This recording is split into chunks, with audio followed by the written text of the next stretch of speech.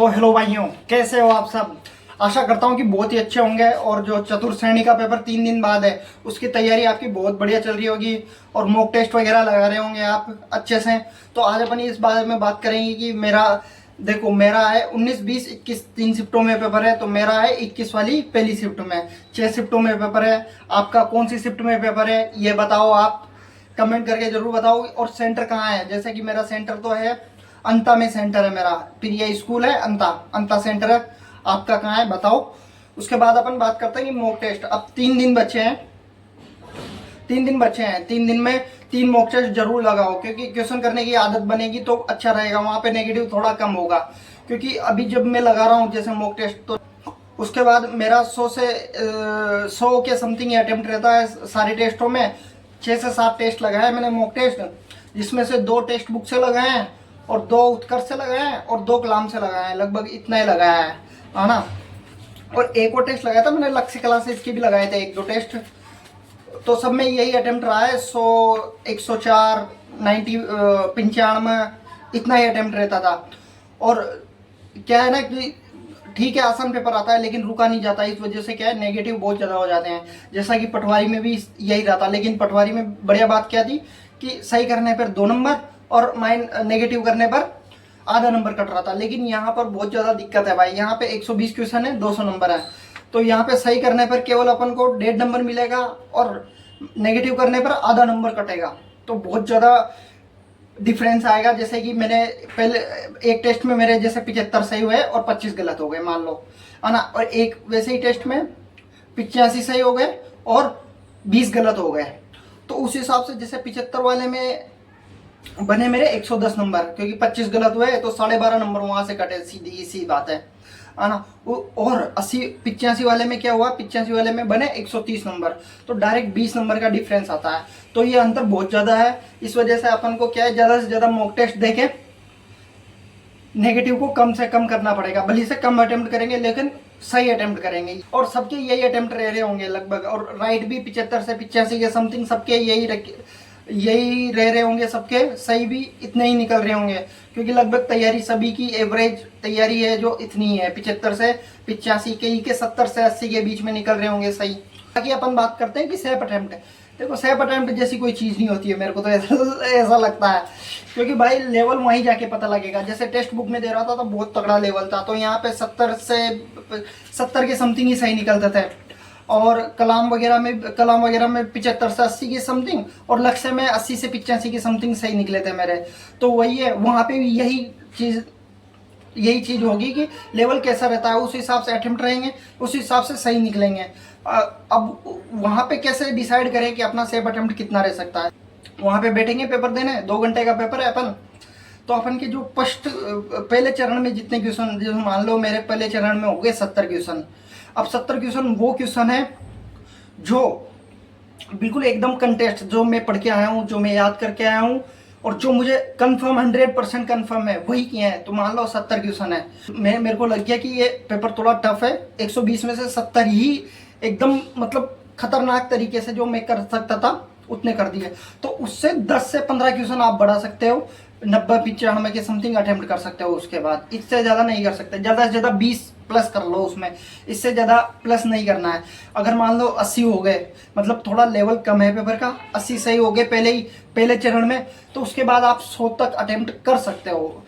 लेकिन 95, 92, 93, 95 के समथिंग हो गया तो वो बेस्ट है एकदम, है ना। तो इतना यही सेफ अटेम्प्ट है और यही सेफ स्कोर रहेगा, मेरे को ऐसा लगता है। क्योंकि अगर कठिन रहेगा तो सबके लिए कठिन रहेगा, आसान रहेगा तो अपने लिए सबके लिए आसान रहेगा भाई, वो बात है। तो है ना। उसके बाद देखो मैथ और इंग्लिश, ये 2 सब्जेक्ट हैं जो कि अंतर पैदा करेंगे सबसे ज़्यादा, जिसकी राजस्थान तेज है। अब सब एक स्टूडेंट हर एक सब्जेक्ट में तेज नहीं हो सकता यार। जैसे मेरा मैथ और इंग्लिश सही है, अब आपका कहीं का राजस्थान जीके सही होगी, हिंदी सही होगी, लेकिन मेरी हिंदी थोड़ी 20 में से 10-12 क्वेश्चन राइट निकलते हैं, इससे ज़्यादा नहीं निकलते। अब आप में से कई 20 में से 17 से 18 क्वेश्चन आराम से सही कर देते होंगे, जीके सही होगी आपकी, लेकिन आपकी फिर गणित और इंग्लिश थोड़ी कमज़ोर होगी। तो यही बता रहा हूँ कि कंप्यूटर हो गया और साइंस हो गया, ये तो देखो वही है कि 5-5 क्वेश्चन है, तो हो गया तो ठीक है, नहीं हुआ तो ठीक है, ऊपर ऊपर से पढ़ के जा रहे हैं सब के सब।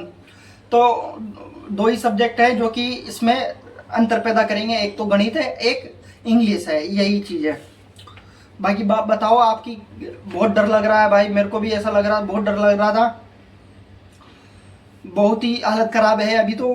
डर लग रहा है कि कैसा होने वाला है, क्या नहीं होने वाला। तो हमको क्या है, सेल्फ अटेम्प्ट के बारे में है कि पहले से धारणा बना के नहीं जानी है कि भाई इतना ही करके आऊँगा मैं तो, 100 110 यही करके आऊँगा, नहीं। जैसा पेपर आएगा उस हिसाब से अपना अटेम्प्ट करेंगे, जो कि मैंने पहले बता दिया है आपको कि भाई कैसे अटेम्प्ट करना है अपन को।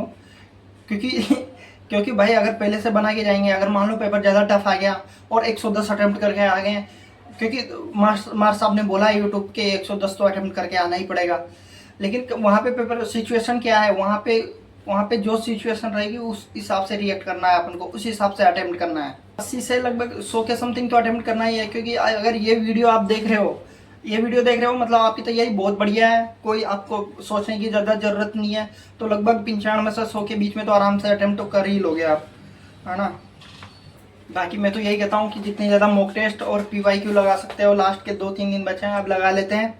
और जिनका करंट अफेयर छूटा हुआ है, जिनका बहुत सारे सिलेबस जैसे कंप्यूटर, करंट अफेयर, साइंस, इन चीज़ों पे ज़्यादा ध्यान नहीं दे पाए हैं, तो वही बोल रहा हूँ कि मैं 2-2 3-3 घंटे की जो यूट्यूब पर वीडियो पड़ी है, मैराथन वगैरह, इन चीज़ों को डबल स्पीड पे लगा कर एक बार देख लो बस, और कुछ नहीं है इनका। अभी कुछ भी नहीं हो सकता है, अब 3 दिन बचे हैं, अब कुछ भी नहीं हो सकता है, अब हो गया जितना होना था। अब तो ये काम है कि ज्योग्राफी वगैरह इनको रिवाइज करना है, आर्ट एंड कल्चर और हिस्ट्री। भाई आर्ट एंड कल्चर के तो क्वेश्चन भी सही नहीं हो रहे हैं ज़्यादा, तो वही है कि कंफ्यूजन बहुत ज़्यादा है, कितना कट ऑफ रहेगा, कितना सेफ अटेम्प्ट रहेगा, डर लग रहा है। तो पेपर तो वैसे ठीक ठाक ही होगा, ऐसा कोई दिक्कत नहीं है, चतुर्थ श्रेणी के लेवल का आएगा। तो मेरे को नहीं लग रहा कि ज़्यादा डीप में पढ़ने की ज़रूरत है, अपन को आराम से टेस्ट लगाते हैं। और टेस्ट थोड़े मेरे को लग रहा है कि सिंपल वाले लगाने चाहिए अभी लास्ट टाइम में, थोड़े जो इजी वाले हैं वो वाले लगाते हैं। क्योंकि हर 120 का है तो लगभग 70 के समथिंग, 60-70 के समथिंग तो क्वेश्चन आसानी आने वाले हैं।